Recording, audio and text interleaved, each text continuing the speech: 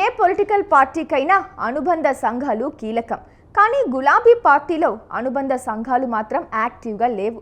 Party అధికారం కోల్పోయిన వేళ యాక్టివ్గా ఉండాల్సిన అనుబంధ విభాగాలు ఎందుకు సైలెంట్గా ఉన్నాయి?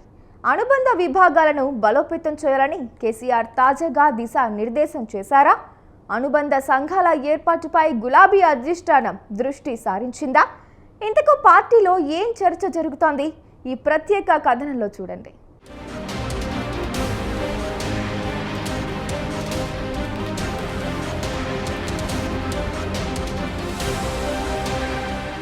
పార్టీ ప్రతిపక్షంలో ఉన్నప్పుడు అనుబంధ సంఘాలు కీలక పాత్ర పోషిస్తాయి.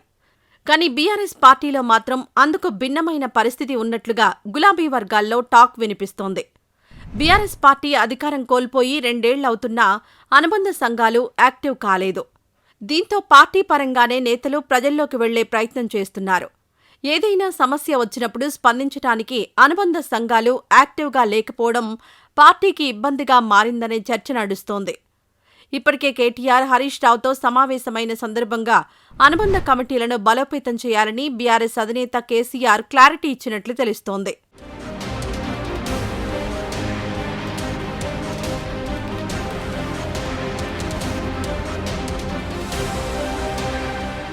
పొలిటికల్ పార్టీకి అనుబంధంగా విద్యార్థి, యువజన, మహిళా, కార్మిక, రైతు, ఇతర అనుబంధ సంఘాలు క్రియాశీలక పాత్ర పోషిస్తాయి.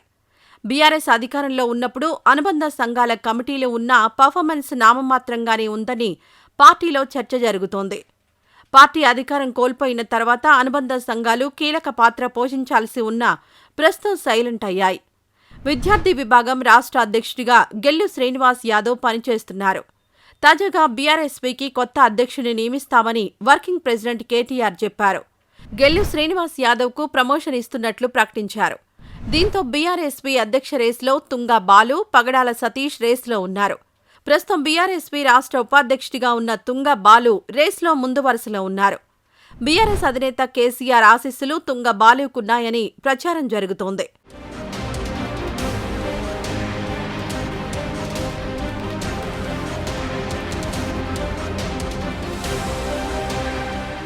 ఇక బీఆర్ఎస్ మహిళా విభాగం రాష్ట్ర అధ్యక్షురాలిగా వరంగల్ మేయర్ గుండు సుధారాణిని గులాబీ అధిష్టానం నియమించింది. అసెంబ్లీ ఎన్నికల తర్వాత గుండు సుధారాణి కాంగ్రెస్ పార్టీలో చేరారు. అప్పటి నుండి మహిళా విభాగం అధ్యక్ష పదవిలో ఎవరినీ నియమించలేదు.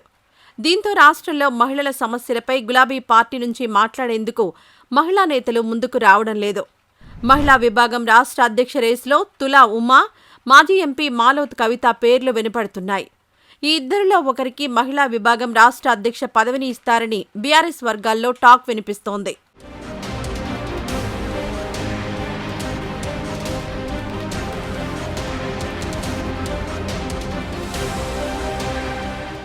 అసెంబ్లీ, పార్లమెంట్ ఎన్నికల్లో బీఆర్ఎస్ పార్టీకి యూత్ పూర్తిగా దూరమయ్యారు. తిరిగి గులాబీ పార్టీకి యూత్ దగ్గర కావాలంటే యూత్ వింగ్ ఆధ్వర్యంలో పెద్ద ఎత్తున కార్యక్రమాలు నిర్వహించాలి. అధికారంలో ఉన్నప్పుడే యూత్ వింగ్ రాష్ట్ర అధ్యక్షుడిగా శంబీపూర్ రాజును అధిష్టానం నియమించింది.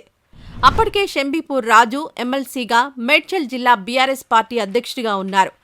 దీంతో యువజన విభాగంపై దృష్టి సారించలేకపోయారు. యూత్ వింగ్ జిల్లా అధ్యక్షులను పార్టీ అధిష్టానం నియమించలేదు.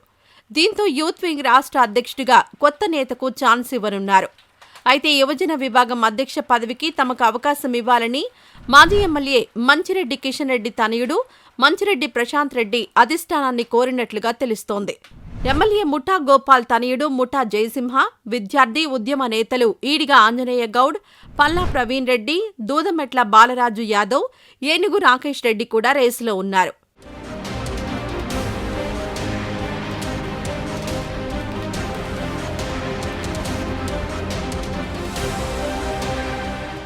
మరోవైపు పార్టీలో కీలకమైన రైతు విభాగం నామమాత్రంగానే ఉంది. కార్మిక విభాగం యాక్టివ్గా ఉన్నా పవర్లో ఉన్నప్పుడు ఆర్టీసీ, సింగరేణి లాంటి సంస్థల్లో కార్మిక సంఘాలను గులాబీ పార్టీ నిర్వీర్యం చేసిందనే అపవాదుంది. ప్రస్తుతం కార్మిక విభాగం రాష్ట్ర అధ్యక్షుడిగా రాంబాబు యాదవ్ ఉన్నారు. బీసీలకు లోకల్ బాడీ ఎన్నికల్లో 42% రిజర్వేషన్లివ్వాలని బీఆర్ఎస్ డిమాండ్ చేస్తోంది. అసెంబ్లీలో పాస్ చేసిన బిల్లులకు చట్టబద్ధత కల్పించాలని బీఆర్ఎస్ అంటోంది. దీంతో బీసీ విభాగాన్ని సైతం త్వరలో భర్తీ చేయాలని గులాబీ పార్టీ భావిస్తోంది. ఇక బీసీ విభాగం రాష్ట్ర అధ్యక్షుడిగా ఎమ్మెల్సీ దాసోజు శ్రవణ్, మాజీ కార్పొరేషన్ చైర్మన్లు పల్లె రవికుమార్ గౌడ్, గెల్లు శ్రీనివాస్ యాదవ్తో పాటుగా బీసీ వర్గానికి చెందిన మాజీ ఎమ్మెల్యేలకు అవకాశం ఇస్తారని గులాబీ పార్టీ వర్గాల్లో చర్చ జరుగుతోంది. బీఆర్ఎస్ అధికారంలో ఉన్నప్పుడు అనుబంధ సంఘాలు ఎట్లా ఉన్నా ప్రతిపక్షంలో ఉన్నప్పుడు యాక్టివ్గా ఉండాలి. దీంతో రాబోయే రోజుల్లో పార్టీ బలోపేతం కోసం అనుబంధ కమిటీలను ఎప్పటిలోగా భర్తీ చేస్తారో చూడాలి.